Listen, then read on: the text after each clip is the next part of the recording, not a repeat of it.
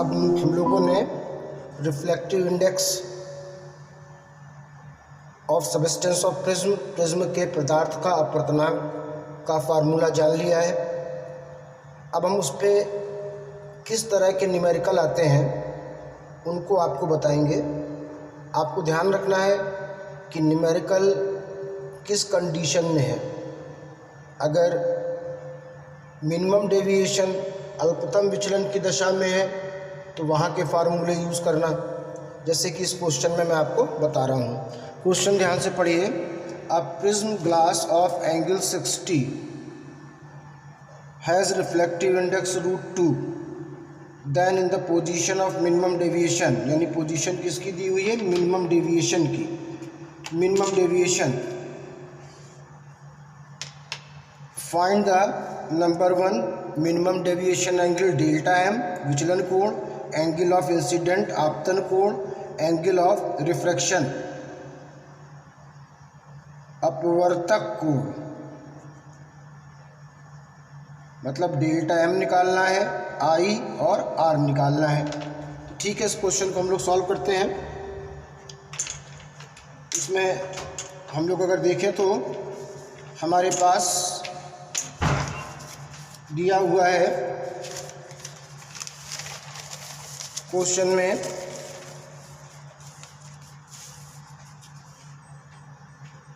ए की value 60 degree है, N √2 है। ठीक है, ए की वैल्यू 60 डिग्री, एन √2, कंडीशन क्या है, अल्पतम विचलन मिनिमम डेविएशन, डेल्टा एम निकालना है, आई निकालना है और आर निकालना है। न्यूमेरिकल पढ़ लिया होगा आपने।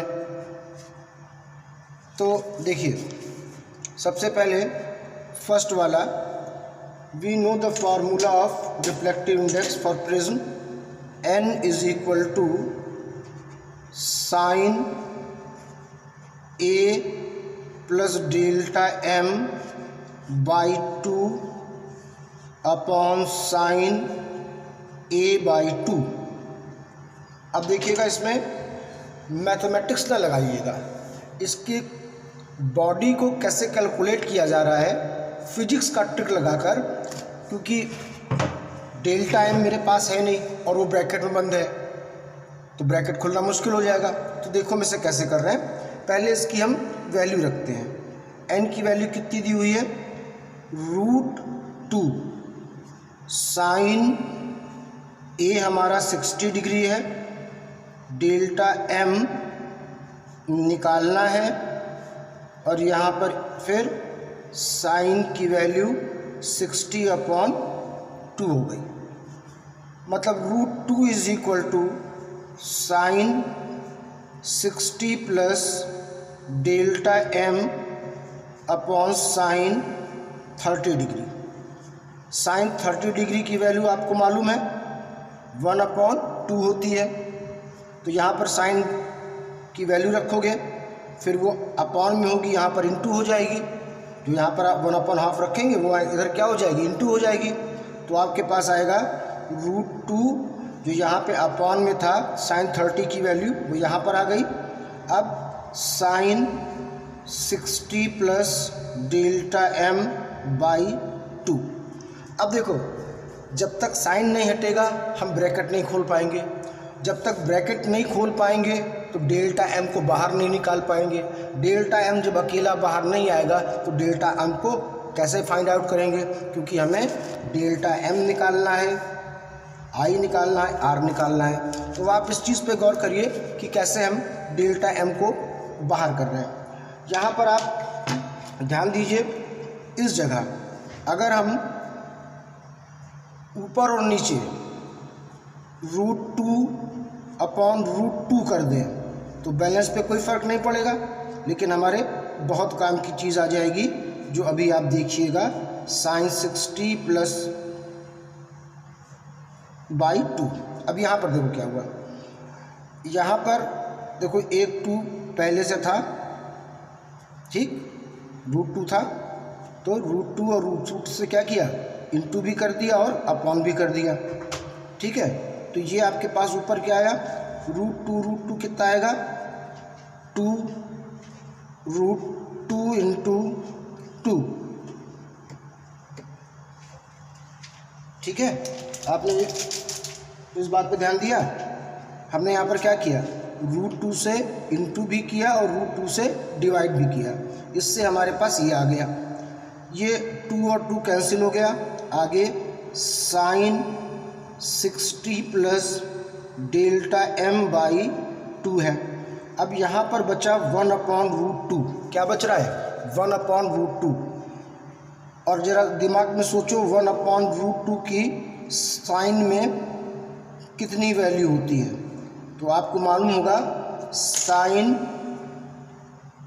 45 डिग्री इज इक्वल टू 1/√2। मालूम है ये बात। तो हम इसको क्या लिख सकते हैं, sine 45 is equal to sine 60 plus delta m/2। √2 1/√2 की वैल्यू पुटअप कर दी। साइन और साइन कैंसिल हो गया। यहाँ पर 45 प्लस 60 प्लस डेल्टा m/2 है। क्या है, /2। अब इसको सॉल्व करना और भी आसान है। आप क्या करोगे, अब यहाँ पर देखो, ये 2 इस तरफ इंटू होगा तो ये हो जाएगा 45 into 2। 45 into 2 is equal to 60 plus delta m। अब यहाँ पर गौर करो, ये हो गया 90, 60 को इधर लाओ तो -60 is equal to delta m। तो डेल्टा m की वैल्यू कितनी आ गई आपके पास, 30 डिग्री। Is it clear. यहाँ पर बस ध्यान रखना था कि हमें सीधे मैथ लेके दौड़ना नहीं था। मैथ लेते तो यहाँ पे अटक जाते हैं। यहाँ पर हमने जो ट्रिक इस्तेमाल की कि √2 से इंटू और अपॉन भी कर दिया, जिसके कारण मेरे पास जो वैल्यू आई थी 1/√2 आई थी, जो ईजिली कन्वर्ट हो गई साइन 45 में। साइन और साइन हट गए। अब यहाँ पर केवल डेटा बचे हैं 45, 60 प्लस डेल्टा m/2। अब इसको इधर इंटू किया तो ये क्या आया, 90। इधर लाए तो -60, डेल्टा m कितना आया, 30। तो ये आपका पहला पोर्शन हो गया। अब बात आई निकालना है। तो आप याद करिए, मैंने जोर देकर कहा था, in the condition of minimum deviation. आप लोग पूरा लिखा करिए। अल्पतम विचलन की दशा में आई की वैल्यू कितनी आई थी, a प्लस डेल्टा m/2। याद करो, मैंने करने को बताया था आपको। ठीक है, कितनी आई जो दिख रही है, सिर्फ वैल्यू रख दो, क्योंकि कंडीशन कौन सी है, डेल्टा m की है। उसमें आई का फार्मूला ये निकाला था हम लोगों ने। तो a कितना है, 60, डेल्टा m कितना आया, 30/2। तो ये कितना हो गया, 90/2, यानी आई की वैल्यू कितनी आई, 45। कितनी आई, 45। अब ये तो सेकंड पोर्शन हो गया। थर्ड पोर्शन था आर। तो अल्पतम विचलन मिनिमम डेविएशन में आर की वैल्यू कितनी थी, a/2। याद आया कौन सा फार्मूला बना था, a/2 का। तो जाहिर बात है, अब ये आप सॉल्व करके कमेंट बॉक्स में अपना आंसर बताएंगे। ठीक, तो इस तरीके से हम लोग को ये न्यूमेरिकल करने हैं। ठीक, देखो n निकालना था। इस बॉडी पर ध्यान देना कि सर ने यहाँ पर किस तरीके से डेटा को ऐसी वैल्यू में लाए जिससे किसी साइन की वैल्यू प्रोड्यूस हो गई। और उस साइन की वैल्यू से हमें फ़ायदा ये हुआ कि दोनों तरफ साइन थे, नेग्लिजिबल हो गया। अब ब्रैकेट खोलने में आसानी हो गई, क्योंकि जब तक साइन नहीं हटता हम ब्रैकेट नहीं खोल पाते। ब्रैकेट नहीं खोलते तो डेल्टा m कैसे बाहर आता, वो बाहर नहीं आता तो उसका वैल्यू कैसे निकालते। तो इस ट्रिक, इस बॉडी को ध्यान रखा करो कि हम अपने जानने वाले आंकड़ों में अपनी चीज़ों को चेंज कर सकें। फिर बाकी सीधे सीधे फॉर्मूले रखे गए हैं, एक आपको कमेंट बॉक्स में आंसर बताना है। तो इस तरीके से हम लोग इसके अभी और न्यूमेरिकल करेंगे। ठीक, आई होप पढ़ाई समझ में आ रही होगी। अगर कोई प्रॉब्लम है तो कमेंट बॉक्स में बता दीजिएगा। अगर पढ़ाई ठीक लग रही है तो बोलिएगा सर हाँ ठीक है, समझ में आ रहा है, तो मेरी भी हिम्मत बढ़ेगी बच्चों। ओके, तो चलो कर डालें फटाक से न्यूमेरिकल, फिर मिलते हैं अगले न्यूमेरिकल के लिए।